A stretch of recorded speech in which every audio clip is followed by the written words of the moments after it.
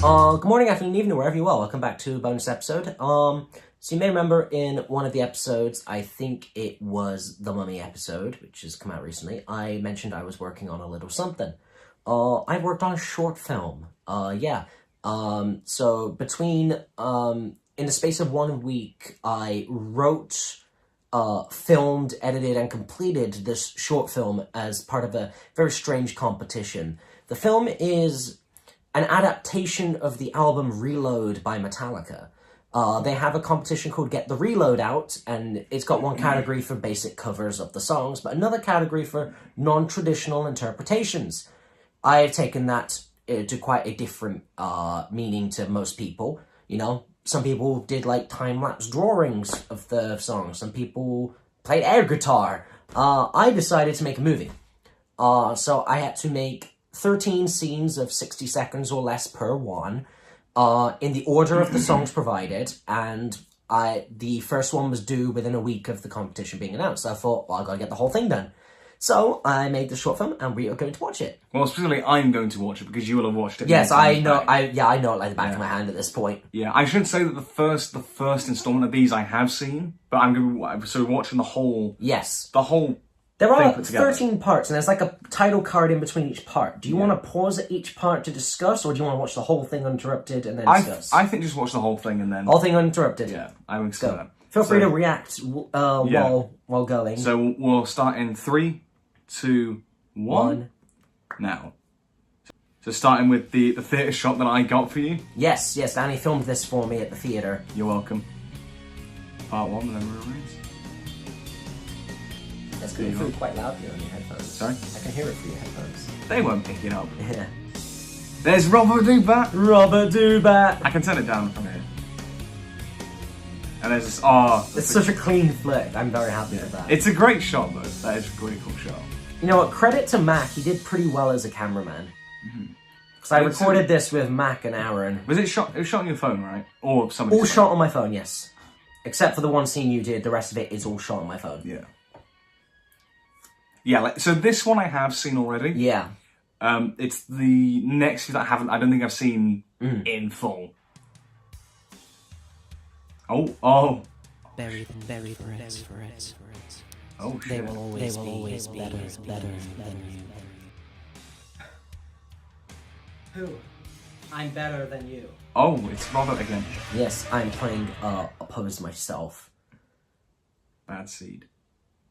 It's the apple. Okay, I've seen the apple. The apple of truth. I've seen... And now, for what you've all been waiting for, I give you He Who Suffers the Truth. Drop the disguise, spit it up, spit it out, spit it up, spit it out, spit it out now! I don't really want this life. I wanted it to fit perfectly, but it didn't quite because of the camera shaking, so I left the black bar in the middle. Yeah. I thought it still worked as a vibe. Yeah. Like, split screen is so difficult to get right. Like, yeah. You have to really kind of plan the shot to a T.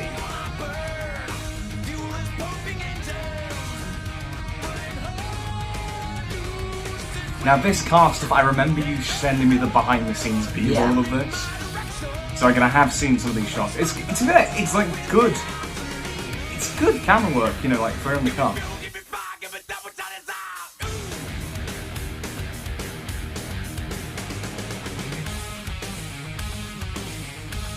Just jam out to the music.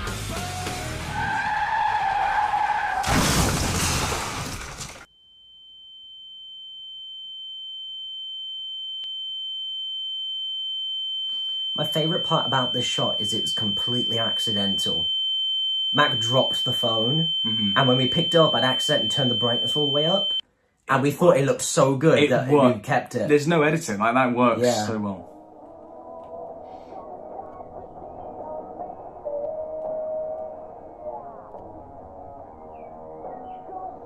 So I think from this point on, I haven't seen any of it. So this is where I'm kind of completely blind. Let's see, the last 2 parts aren't even out yet. Yeah, that's true. Oh, that's on your hand. That's cool. I wanted to be better viewed in the mirror, but we couldn't get the right angle, so we had to make do. Oh, is this the minging wine? This is the absolutely sour wine. Are you satisfied with your life? No. This tree can survive, we just need to cut some roots. Just let me kill you for a while. I'm oh so bored to death.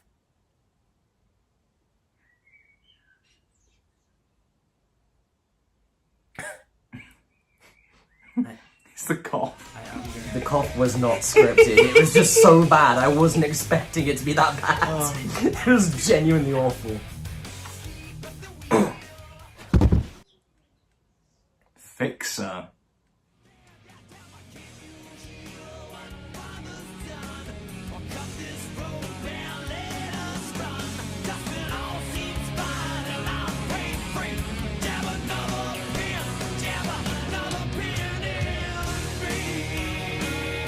If you look close enough, you can actually see the pins. See what? You see the little pins lying around them. Oh yeah. Yeah, they're on there. Oh god, yeah. And then the bottles. I have to be very careful with this shot. Like, I laid down, I let them position everything, and then once we were done, they took everything away before I got up. Yeah, you like, gotta I be, stayed yeah. so still. No, you gotta be You careful. have to be very careful with the pins and the bottles. I like that that's in one take. Yeah, that's one take, and it's half speed. It's a 30-second clip. But that is good. Yeah, that's quite good. Yes, I'm quite happy with that particular scene. Low man's lyric. Oh. This is the letter which I showed you in the car. I've got the letter on me.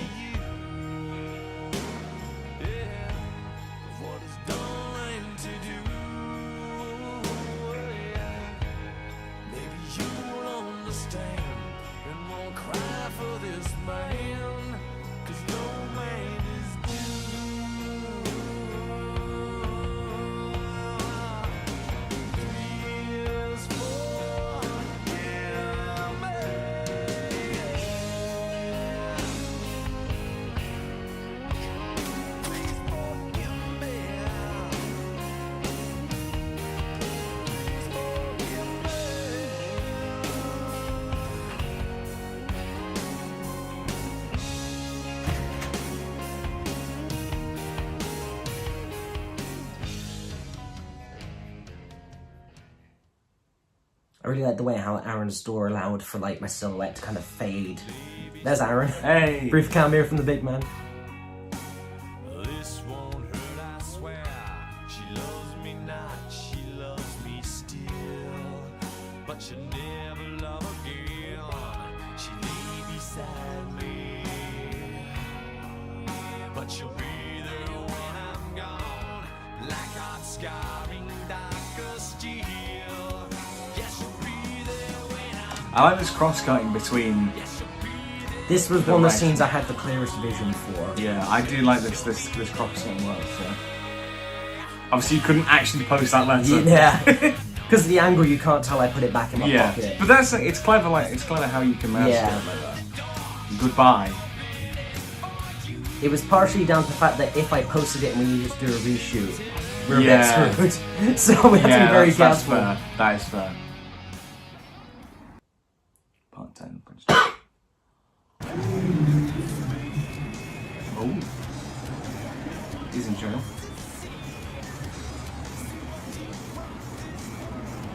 Hey, Molly, look, it's me.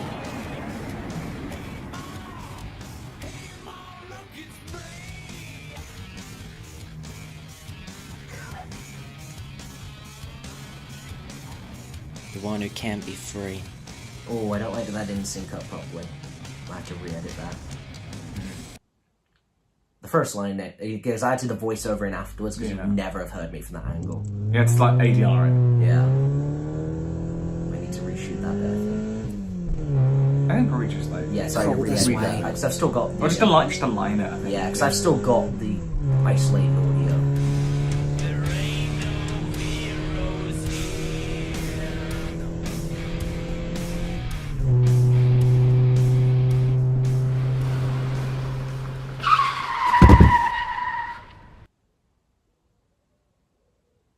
And this is the part that's not out yet.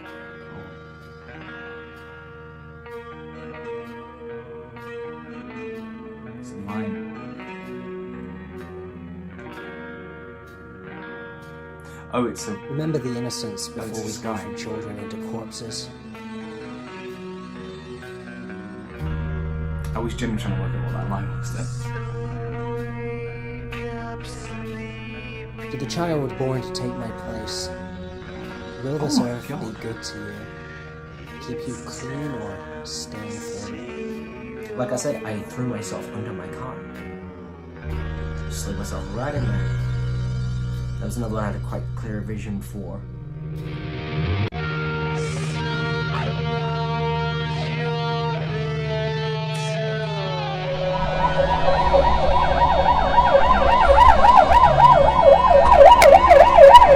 It's the busies. And then the final part. That is the same bed shot from scene 5. Is it? Yeah, exact same. It's nice to see you here. I thought you saw what happens to the seeds that I planted.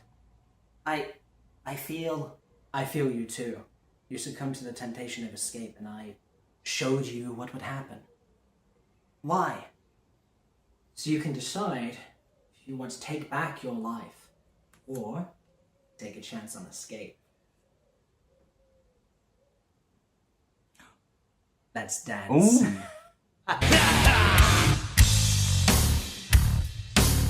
Oh, that's quite cool. Actually.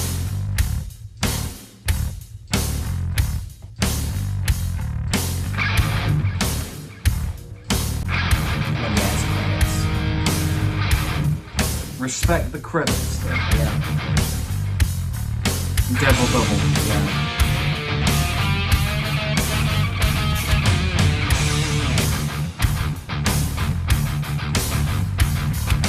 Everything in there. Oh, Yes, there's there me! you are. There's me! I put in the link for the Oh, yeah, photo that's- as yeah. well. Everything's in there.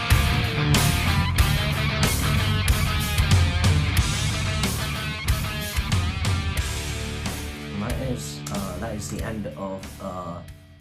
that is the end of the short film. The short film. Sweet. Dude.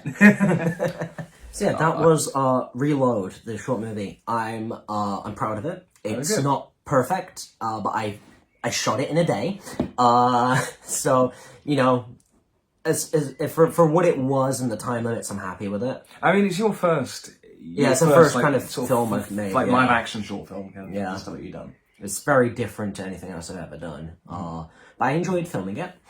That's the main thing. Like, as long as you enjoy making films. If I had more time to do it, I had other ideas I could have used, other props I could have wanted. I would have done more takes because I'm not happy with all the acting, which again is fully on myself because I am both characters. But I don't like a lot of the delivery. But the important thing is I think the narrative's there, and I'm quite happy with the overall narrative and the kind of twist at the end and whatever. But I'm interested to see what's your kind of interpretation of all that. What do you think of all that? This is a lot of pressure now. No, like It's is it- intended to be very open to interpretation. do you mean like like my interpretation of like what the narrative is? Yeah, what's your interpretation of the movie, of the short film? Because the point is I've made it to have a certain extent of openness that people can derive their own sort of ideas from it. And I'm interested to see what you make of it. I mean, I guess for me the whole conceit of the dual characters. I don't know. I guess like Johnny. So Johnny is like the normal, just everyday guy. Yeah. And then there's the devil, which is like you in the top hat. Yeah. I guess is it like Johnny sort of selling himself out to the devil and sort of giving in to that? That's sort of what I guess that's sort of what I took from it. If you so wish that to be your interpretation. That's the beauty of it, is it's I made it to be very open to whatever people want. I mean, it is quite like it is definitely quite I know abstract. I know what my intentions were. But I want people to find their own interpretations. That's fair. Because my intentions are a little bit dark. My intentions are very much a case of this is a man who's already thinking he's past his prime, has a run-in with a version of himself, which is kind of reflective of his version on stage, as we saw with the hat comparisons. And it turns out that version of him is very much the devil trying to coax him in a way. And you know, in the attitude scene, you see the devil kind of make a deal with Johnny to, you know, kind of show him what things are like. You know, he says, "Let me kill you for a while," and you know, he shows Johnny what it would be like to kill him for a while, and to show a few kind of ways things could go that could lead to him killing himself. And the idea is that he then wakes back up in scene 13, Devil's Dance. He wakes up after, you know, dying, getting run over by a car. And the devil says, hey, you could take this as an opportunity to learn and take back your life, or you can surrender. And despite seeing everything, and despite, you know, he's seen everything that could happen, and he's been given a second chance, but he still decides he doesn't want this and shakes hands with the devil. Kind of gives, and just gives because he's just tired. Yeah, that was sort of what I kind of got. He's just tired and wants out. So that's my intention in making it. And I do but I want it to be open for other people to have maybe slightly less nasty interpretations. I mean, I think maybe perhaps like why he does it, maybe. Yeah, I sort of see it maybe different. I know, maybe not necessarily differently, but maybe I don't fully see it in that sort of light. But it's more so. I think I suppose in the broad strokes, I definitely get that whole thing of, you know, he's down in his luck, and you know he sees all of this, like the whole he sees the truth with the truth apple, but he kind of denies that the truth of how he feels about himself. Yeah, but he kind of denies that. He doesn't really take it on, and that kind of comes back at the end when he. You know, when he sort of sells himself out and basically just gives in to evil, to the devil's whim. Yeah. That's sort of what I took from it, sort of, I suppose, like, the sort of narrative and the sort of subtext of it. That's sort of what I got from it.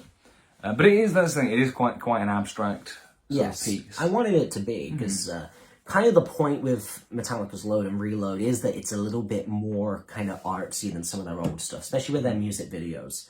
You'll see it in things like Until It Sleeps, very kind of abstract, absurd video in a way. It's very surreal, and I wanted to incorporate a lot of that kind of, like, there's a part of Carpe Diem Baby there I rub some dirt on my face. Yes. That's kind of a reference to Until It Sleeps, which they very much do kind of like completely cover themselves in like mud and whatever. And obviously Until It Sleeps was the song I did cover for Get the Load Out, so I figured it was a neat little thing.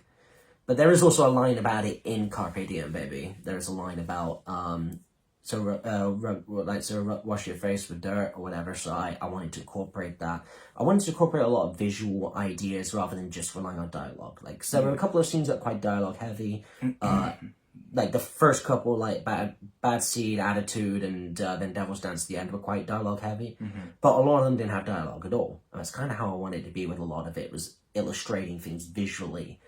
As an interpretation. Obviously some ideas, I did talk to you briefly earlier about it, but some ideas I had much sooner than others, so I didn't write it all in order.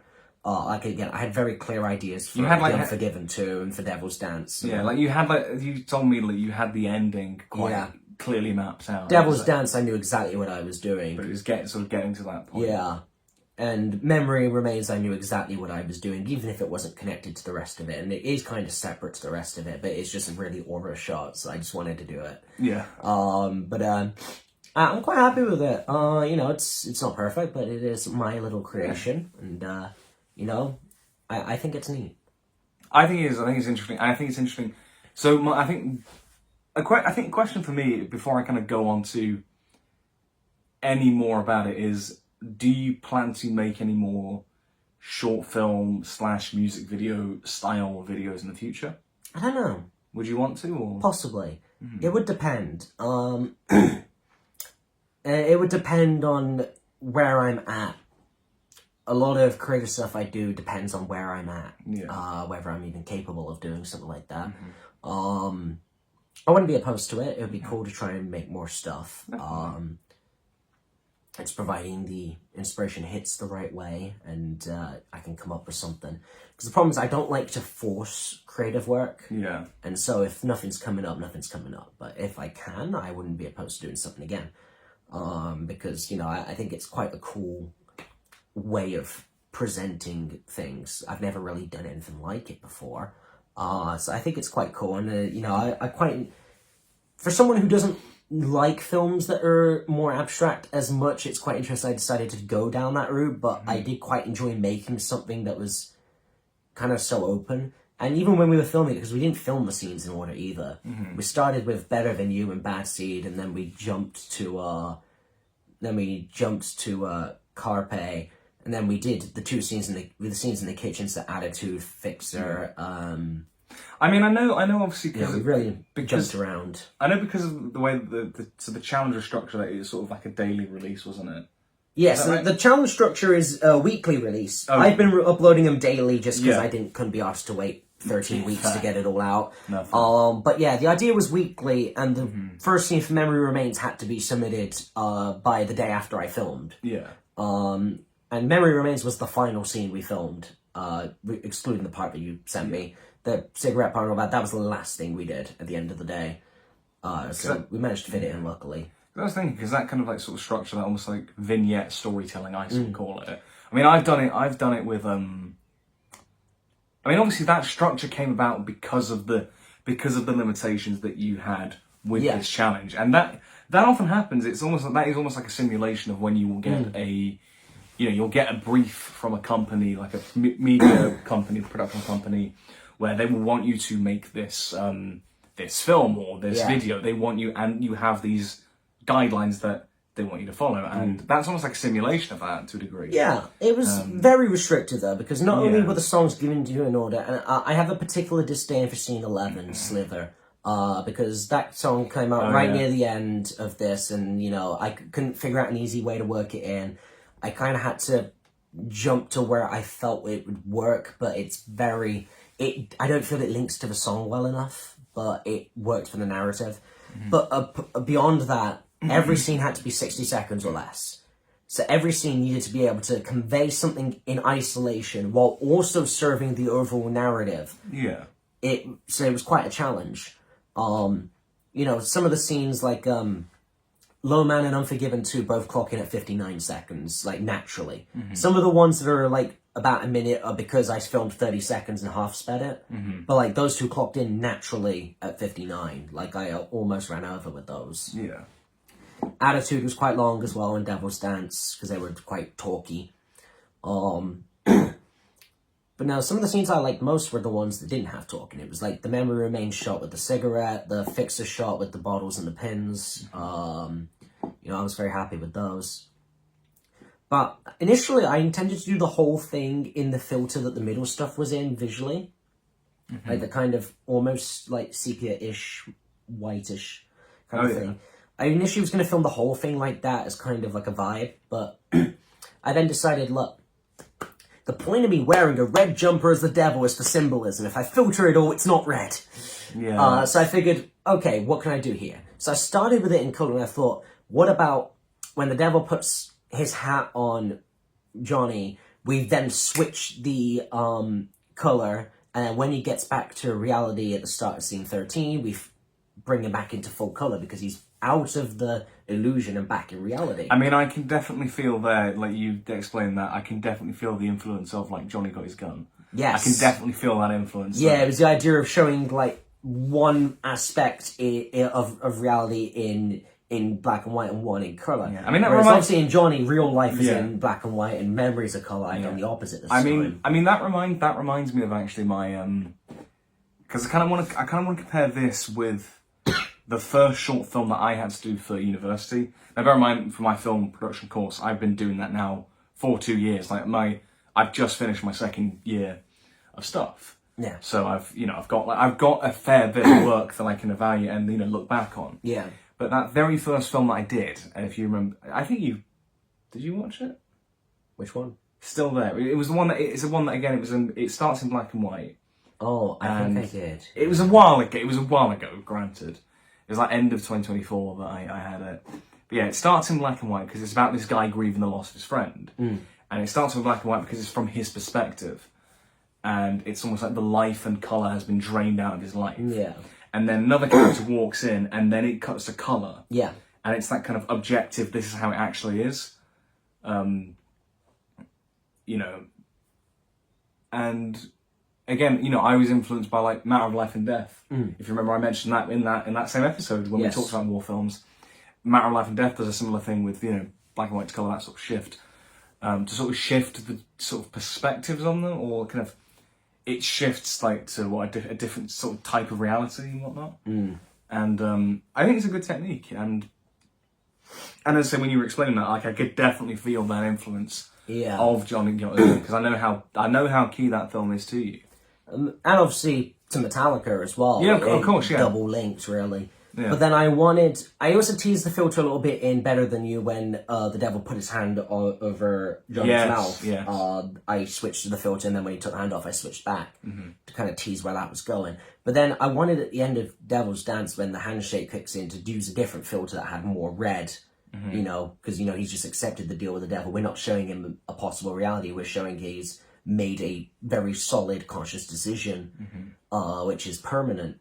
And then that final shot, like... is that almost like a purple tint? Yeah, it's got like a bit of a reddish purple. Yeah. And then that final shot, it's got like the devil with kind of like a real creepy smile going on and everything. I think it's a really good cool ending. the way it faded out. It's a good ending shot, yeah. So I'm happy with that as well. But I think it's, it was an interesting thing. I would have, like I said, I would like to do a lot more if I had loads of time to do exactly what I wanted. And to spend more time brainstorming dialogue and scripts and whatever. If I didn't have time constraints as well, I'd do so much more. Yeah, but I think... For what it was, and for having only a week, though, I'm content with the outcome. That's good. I think... But it is interesting to look at it, and as I say, like, I can kind of compare that to, as I say, where I started with university, with that first film I did. And I remember, as I say, because that first one that I did took on a more psychological element where it wasn't as literal in a way until the very end. But the way a lot of it was presented it wasn't immediately clear. Where it's similar with yours. It's like you're trying to evoke a feeling. Yes, it's definitely what I was imagining. Was I want to evoke a feeling, and I want people to maybe watch certain parts back, like be drawn to do that, to try and understand it and try to really solidify what they think of it. In a way similarly to how some movies that are really thought-provoking, whatever, I rewatch the ending to try and understand what happened. Obviously, I mentioned I did that with like The Whale and whatever. Yeah. It's like the ending's a bit abstract. Okay, I wanna go over it again because it's made me feel something. I want to understand it. And I'm hoping, I don't know, but I don't know how many people are even going to see the film. But I'm getting, there's a good number of people who are watching it daily on Instagram. Yeah. Hopefully people watch the full video and it's out, which it will probably already be out by the time this gets out. Yeah. Hopefully it reaches its audience. And for me, it's the kind of structure that I'd actually be interested in adopting in my own projects. I mean, I've got one that I've like a bit more of a bit more, because I haven't really had the chance. I've not really had the chance to with university make any sort of experimental films. Yeah. Because often like the narratives that we have to construct, they have to be a bit more grounded to suit what we can do with the kind of kit and the skills that we have. Yeah. And I haven't really had the chance to make like a big experimental film. I think you tend to do that sort of if you do an MA degree. And I've seen some like the great sort of experimental stuff that some people have done. I was there a couple of weeks ago. One of my colleagues, one of my peers. Casey, who's in MA. I will leave a few links actually, probably in the description of this, to some of these experimental projects. Yeah. But she was having to go like trying to recreate like a sort of the idea of like memories, but have like projections of like home videos on like the wall. It was really creative how she'd done it. And then last year, guy Israel, who was he was an MA student, and I was very lucky to be in this film. We got loads of different people, and it was called Views. And I'm going to link this if I can find it. But basically, he'd sort of shot it as if it was from the perspective of a mirror. So he built like a whole set. He built like a sort of bathroom mirror set where you had. So it was as if the camera was within the mirror. I see the vision. And it was looking out, and like he had loads. And it was basically the idea of it was to show how all different people, see the world. And he got all different people in it. I said, I'll come along and make a little. I do appear in it. I am out of focus as fucking. But yeah, like these are like really creative things, and it's just really interesting how you can achieve that. And let's say I've got a experimental film of my own back currently in the works. Yeah. It will be done. It's been done sporadically over the year, and there's a reason for that. And I may have mentioned it to you, but I don't want to give it too much away. Oh, yeah, you I think I have yes. mentioned this to you. Yeah. But I'm going to leave it until it comes out, because as I say, I want this to kind of come to fruition. Yeah. But yeah, I would be interested to see you make more, and to see where you would go with it, and to see you try like different things, like with. I know I'm rambling on, but it's that first film, Still There. I say it was a bit more abstract, and then in future projects that I've done, I've had to, I think just by design, I've had to kind of look at what didn't work with that. And I think for some people it wasn't automatically clear, and then have to go down a more traditional approach. Like, can you do that? Can you approach like a narrative from a traditional point of view? And then go back and see, okay, can you then go the experimental route and just trying all different kinds of things, yeah. Yeah. Yeah, and I think I'd be really interested to see what else you do and whatnot. Yeah, well, and it's a structure as well. The structure of it is interesting, like that kind of. It is almost like a little mini series, essentially. Yeah, the idea is that every piece can stand on its own. Yeah, and some succeed better than others, but it was the idea. Yeah, but I like that structure, and it's a kind of structure that I'd be interested to try and do of some kind. I mean, I've done like vignettes, like I call it vignette storytelling, because I've done it with a few of the sketches that I used to do, where I would it would almost be like a collection of scenes that do sort of connect. Yeah. So if you remember back in the day, it was stuff like so like Life of Brian, very, very extraordinary Life of Brian. Yeah. So you had the Brian character. It was the first one that had him in.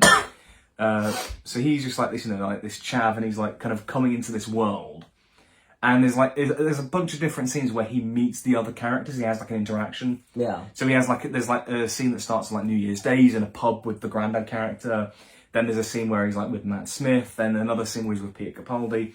And then there's sort of the final sequence, which is a whole like sort of big battle with like the army and whatnot. And it's a lot of like Doctor Who references, because it was when I was really big into that, and was putting all these references into like, so Unit and the Autons and this big battle and whatnot. But it was all connected with the Brian character, and seeing how you put him in these scenarios, and how he would play off all these, whether it's the mundane scenarios or these high concept sci-fi bollocks, all this sort of stuff. And I think there's merit to that, and I think. It's having that through line, but also having that variety. I think that structure really lends itself well to that. Yeah. So I'd be really interested to see what else you do, because I said there's a lot of great ideas and great visuals in there.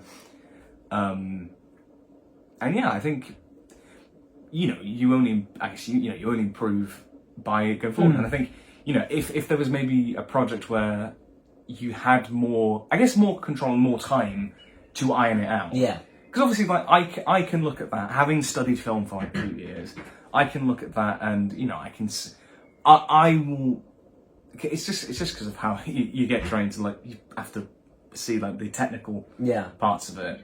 You mentioned, like, there was that reuse shot. Yeah. Of the bed. That was intentional, because it's supposed to be cyclical of, like, waking back up as if nothing happened, but... Yeah. It's very easy. It's the kind of thing you could very easily kind of tear apart with criticism. I wouldn't do that, because as I said, like, I get... anyone could, but, it's because I've had to do it so quickly. Yeah, that's the thing. It's and obviously, I'm not trained in any of this. This is very much an amateur creation. Yeah, that's at least in your film, you didn't have somebody caught in the... You didn't have like Aaron caught in the mirror. Yeah, which I had. We have to be very careful with the mirror, actually, not to get Mac caught in it, which is why we were at the angle we were and why you couldn't see all the writing on the hands. But it's like in one of my recent films. As I said, I've been in it for 2 years, and I didn't even realise it until we screened it. I had a boom operator. You could see him in the reflection of the TV, in the corner. Yeah, and we were like, fucking hell. So it's like everyone makes his mistakes. Yeah, it was nice to be able to do something like that. It was nice to be able to.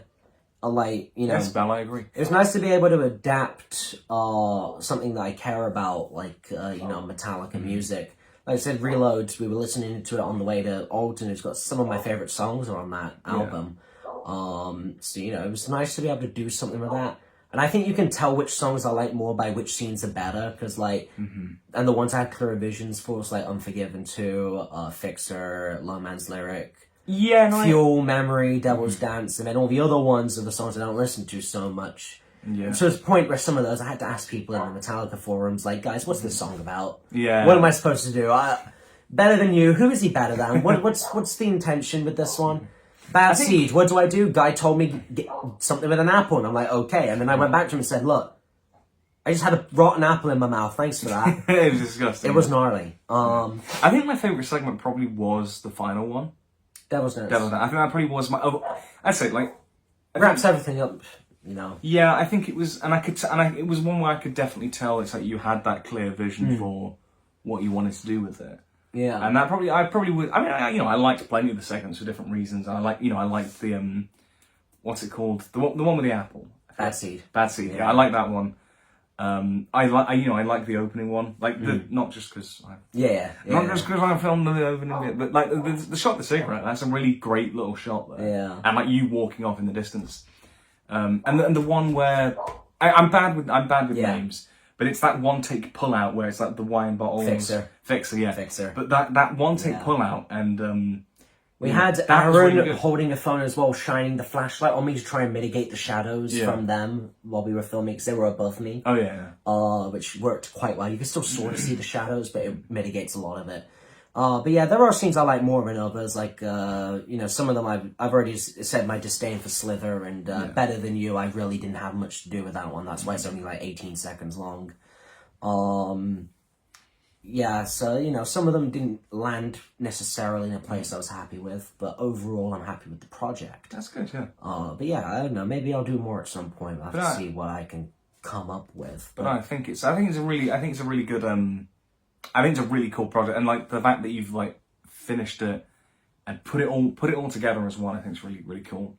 And I think it's good to discuss it and like react to it. Yeah, it was interesting to see what you think of it. As I say, like I obviously I'd seen that first. Yes, you saw Memory. And obviously you saw the kind of B-roll of Fuel. You'd sent me like Fuel, like the B-roll of it. You'd sent me like behind the scenes little snippets of stuff. Yeah. But I kind of wanted to, because you said you wanted me to react to this. You'd seen like teaser pics of some of the scenes as well. Yeah, but I wanted to kind of go in a bit blind and just, and you know. And watch it now. Yeah, it's cool to be able to share it. Because, you know, you're always talking about these movies you make, and I thought it'd be cool, you know, I finally made one. Yeah. Better than us on the shit I've made, I tell you. But, better than fucking Breaking Bread. It's better than that. Breaking Bread. Oh, man. No, we don't talk about Breaking Bread. It's terrible. Jesse, we need to bake. I kind of wish now that for the intro for that we'd kind of done like the Breaking Bad intro, but like, you know, the chemical symbols. It was Breaking yeast chemical symbol. Yeah, I kind of wish we'd done that now. That'd been that would have made it like 10 out of 10. Like absolute it would have. Yeah, we are. Absolute methamphetamine. God damn it. Yeah, well, I guess that just about wraps it up. It's cool to react to that. Yeah. I think. I want to do more of these actually. Yeah. Like reacting to our different projects. Yeah, so I wouldn't mind seeing some of yours at some point, like on the thing. Yeah. So I've seen a few of yours outside the thing. Yeah, but like, I mean, as I say, because I don't really put a lot of my uni short film stuff on YouTube. I have obviously my Instagram page, DCS Films, which I mainly use as like a professional account. But I think definitely like some of those films I'm quite proud of, and some of them I'm not. But that's the thing. I think when you make it, you know, you've been doing it for a couple of years now, you have this body of work that you can look back on. Some things stick out better than others, and you know, you sort of take the good and the bad, and you roll with it. But that first project will always be special. Like still there, even though it's called Still There. But even though I can look back and think, oh, there's a few technical faults there, I think, to be fair, for like a first project, I'm really happy with that. And because like the first, it's the case of even like, you know, like established filmmakers, their first films are very often like them in their rawest form. You know, where they're not restricted by, you know, studio backing and interference. Like, yes, studios can get you a lot of money, you know, you can get all the nice, you know, fancy kit. You can get Tom Cruise in your movie if you want to. Could you imagine if Tom Cruise is in this? Wow. That'd be funny. But my point being is that you can have all like the glossiness of a big budget production, but you also will get mandates. You will have these guidelines that you'd have to follow, and I think this is kind of your ideas. Obviously, there was the time limit, but it is kind of you expressing your ideas in its purest form. You get what I mean? Initially, as well, when we were filming it, and they were talking about, do you want this set up here, do you want this up there? I was like, look, I want it to be like low qual. I want it to be very raw and not feel polished at all. Yeah. So they were like, do we hold the camera here? Do we hold it here? Do we need to get a backing line? I'm like, no, guys, just point and aim. Just point it, aim it, shoot it, and call it a day. Because I wanted it to feel very... In a way, I want it to feel a bit rough. Yeah, that's... It's kind of the vibe of the whole story a little bit. Is that kind of...